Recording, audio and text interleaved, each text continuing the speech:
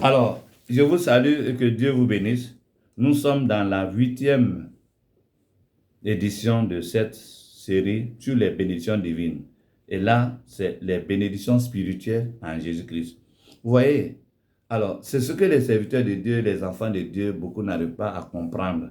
La différence entre le naturel et le spirituel.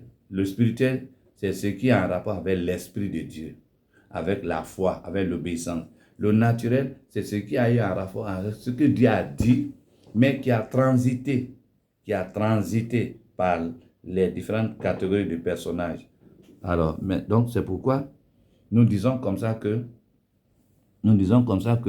les bénédictions spirituelles en Jésus-Christ, quand vous lisez Éphésiens le chapitre 1, à partir du verset 3, Paul dit, béni soit le Dieu de notre Père, Jésus-Christ, qui nous a bénis de toutes sortes de bénédictions spirituelles. Et ces bénédictions, c'est ça qu'on appelle la rédemption. C'est le salut, c'est la victoire, c'est la protection. Mais elle est en rapport avec notre actualité, c'est-à-dire notre obéissance quotidienne. Elles ne sont pas chromosomiques, elles ne sont pas dans le sang. Contrairement aux bénédictions universelles, générales qui sont dans le sang, contrairement aux bénédictions divines appartenant au peuple d'Israël qui sont aussi dans le sang, mais tout ce qui est de nos jours lié à Dieu par Jésus-Christ, c'est ça qu'on appelle la grande foi. C'est pourquoi le livre de Galates nous parle au chapitre 3, le verset 26, dit tous ceux qui croient en Dieu, qui sont fils de Dieu par la foi en Jésus-Christ, qui sont baptisés par Jésus-Christ, qui ne vivent que par Jésus-Christ, ceux-là font partie des élus de Dieu, des rachetés de Dieu. Donc, mais ces bénédictions ne sont pas un héritage universel. Elles ne sont pas familiales, collectives. Elles ne sont pas nationales. Elles sont par individu. Donc, c'est ce que chaque individu aura fait là. C'est ça qui déclenche ça. C'est pourquoi il est écrit, on dit, on ne se moque pas. Ce qu'un homme aura sémé, il le récoltera inévitablement. Normalement, là, quand on voit les différentes races de la terre, les Africains devaient plutôt se racheter, ils devaient être les bienheureux par une foi beaucoup plus vivante que celle des autres avec Jésus-Christ.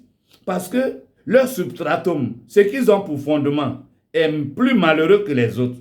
Mais bizarrement, ce qu'on remarque aujourd'hui, c'est que les Africains, ils vont à l'église, ils chantent, ils dansent, ils acclament, ils gênent, mais ils ne sont pas défiants.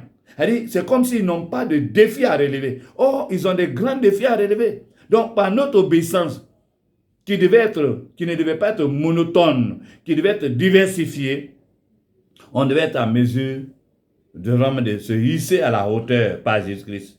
Mais c'est ce qu'on n'arrive pas à réaliser. Et c'est pourquoi nous parlons des défis du christianisme, nous parlons de ce que l'Église devrait normalement apprendre aux rachetés africains pour que vraiment ils se hissent au niveau, la grande foi. Mais malheureusement, on n'arrive pas à le réaliser. Alors, merci de nous avoir suivis tout au long de ces séances sur ce grand thème qui fait l'objet d'un livre que j'ai écrit intitulé « Les bénédictions divines » que vous trouverez dans les librairies chrétiennes. Il est à 2000 francs dans les librairies chrétiennes. Que Dieu vous bénisse. Et si vous avez des réactions, alors par le même canal, vous pouvez réagir, vous pouvez poser vos questions, vous pouvez nous appeler. En tout cas, on serait à votre disposition pour répondre à vos questions. Que Dieu vous bénisse. Shalom.